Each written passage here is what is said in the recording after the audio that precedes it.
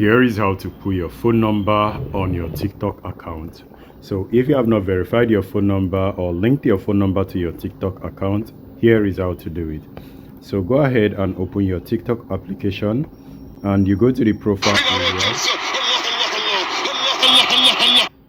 Click on the bottom right, you go to the profile area and now click on the menu icon and then you go to settings and privacy.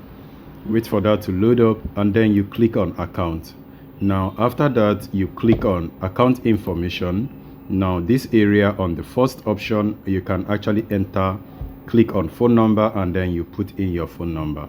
So once you put in your phone number and click on continue, they are going to send you an OTP that you are going to use to verify this account, and also you are going to receive your SMS on your phone that is going to be connected with other people and is also going to help improve ads and also going to refer you to your friends that are already on TikTok.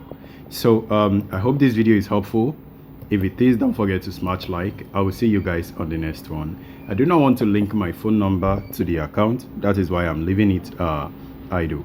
So I hope this video helped. I will see you guys on the next one. Stay safe and peace.